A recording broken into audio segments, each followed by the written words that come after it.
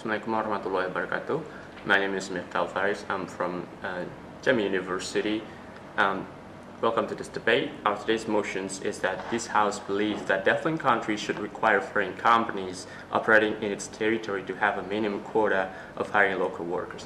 I'm as the Prime Minister of on the side of government, and I totally agree with these motions. But before I come to my arguments, I'd like to define a few terms that will be used in this debate. First is developing countries. Developing countries are countries that have not succeeded in achieving this stage of industrial. They're often is relying on some raw materials, and they don't have their local industry to support that, and their citizens usually have a lower standard of living. So one of the developing countries that we are familiar with is Indonesia. In Indonesia, the local industry is still lacked of attentions. There's a lot of foreign companies that settled here in Indonesia. And that is probably the strangest one that could affect our economic growth and the citizens, the people of the country. So why is it dangerous for the country to have visitors, to have foreign company to settle down a business in the country? So first is that if they don't hire people, if they don't hire local workers, the company will only benefit their own company and their economy. But with the local workers, it will give a lot of benefits. So usually Indonesia, countries, developing countries that doesn't have their own successful local industry, they will meet the demands of consumers through foreign companies. Like for example, cell phones, when they don't have local industry that can sustain that demands, consumers will buy from foreign companies, and that will damage the local ecosystem.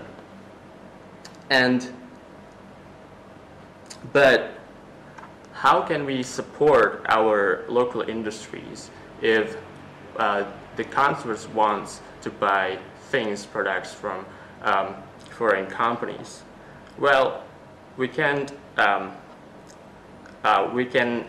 government, like in this motion, could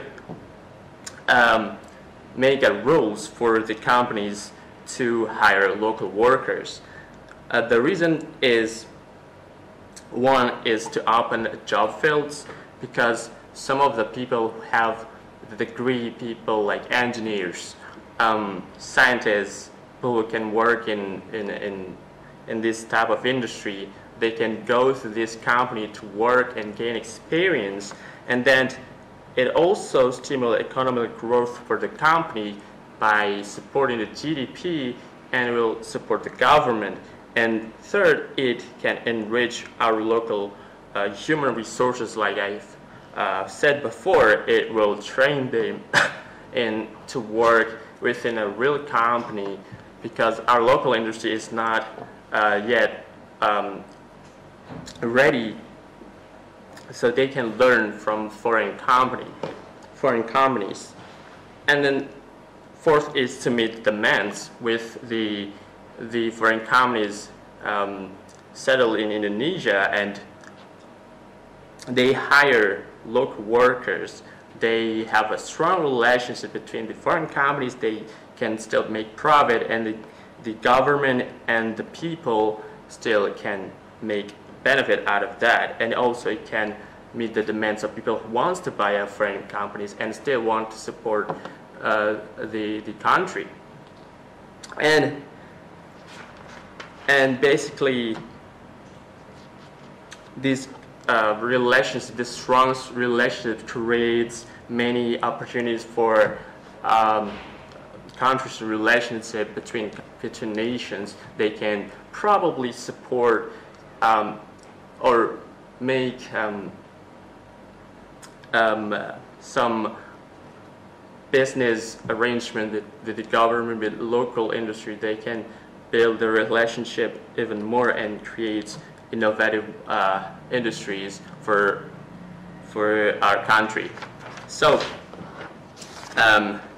that's why we need government to settle down these rules for foreign companies to have local workers in their companies.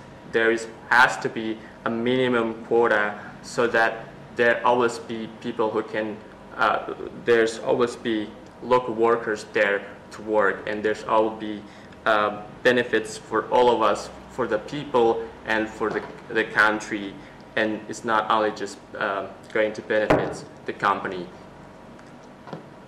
I think that's why we have to stand with these motions. That's why we have to support these motions.